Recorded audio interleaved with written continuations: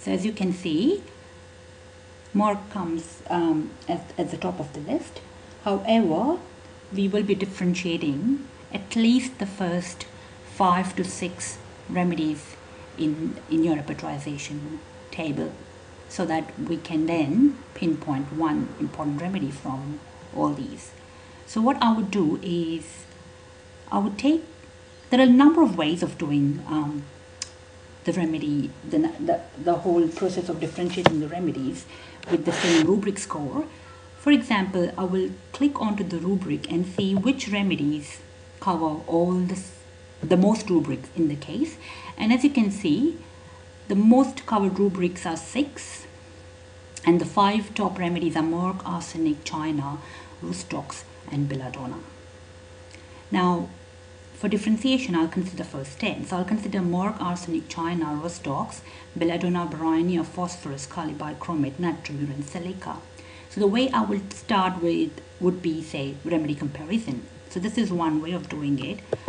I'll control click or right click on the remedy and just say add to remedy comparison. So that's the remedy added first. I'll add the next one, arsenic, China, Rustox, belladonna, brynia, phosphorus, calibichromate, natrium, and say silica. Now, of these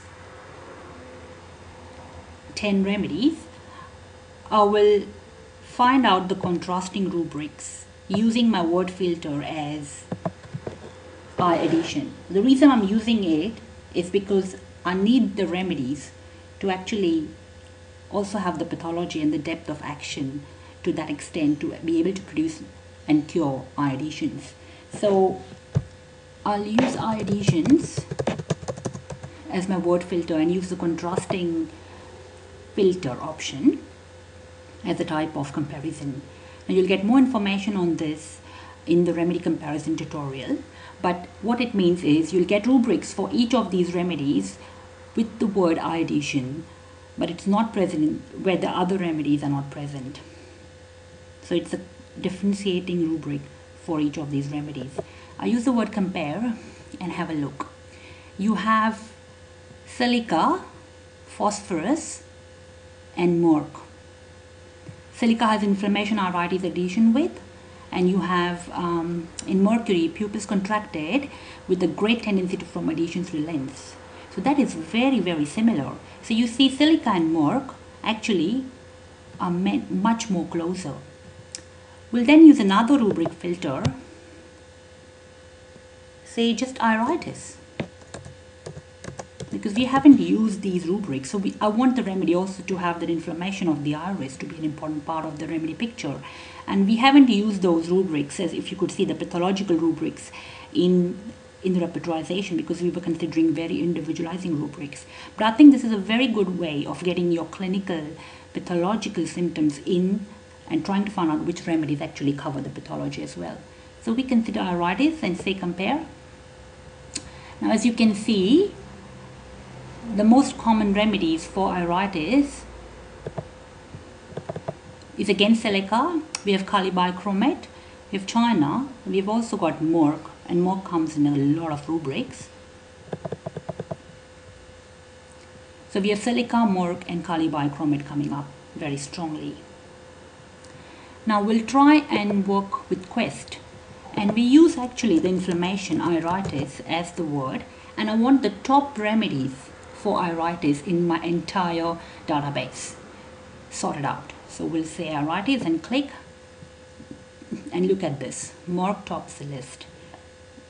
Calibichromate comes after that, and silica comes way below.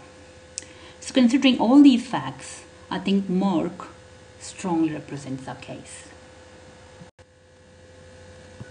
And lastly, to confirm everything, to confirm Merck that it covers also other symptoms, which are the eliminating symptoms in the case, we'll read Merck, just specific symptoms from the Metro Medica.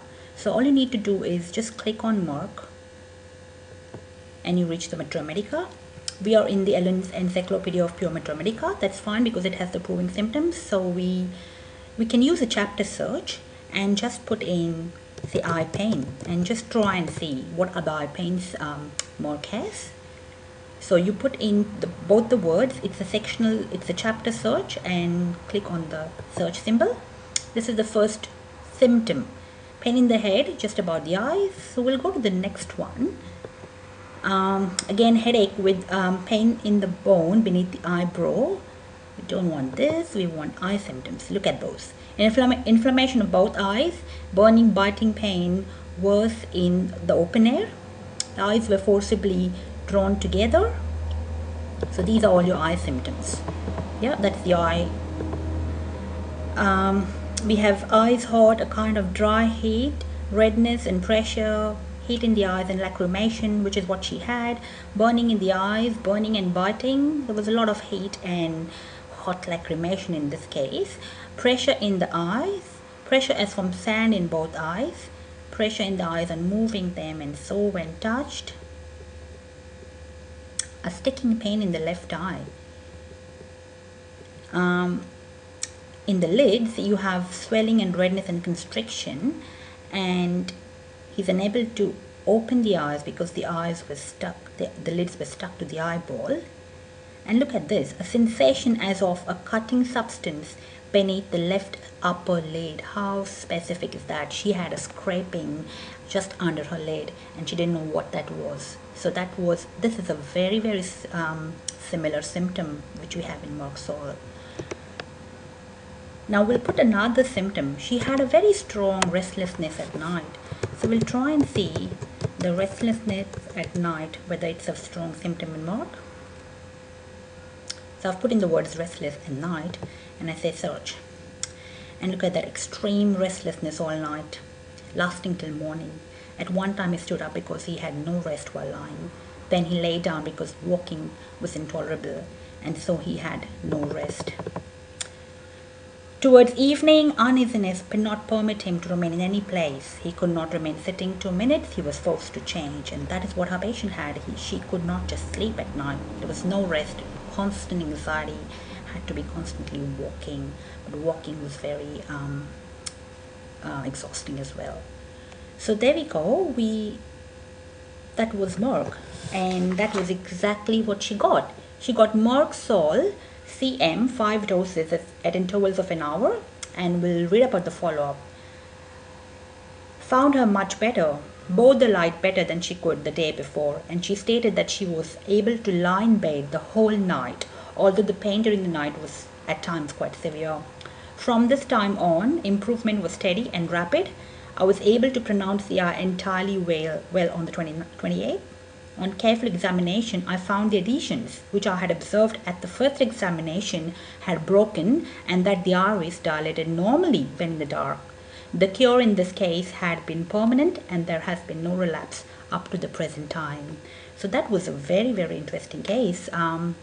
There was no case analysis given by the author.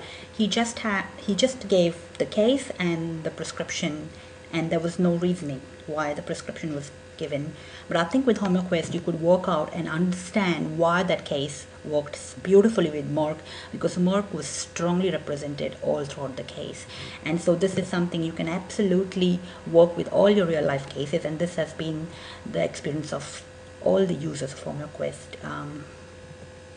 So thank you so much, and we'll get back to you with many more such interesting cases. Thank you.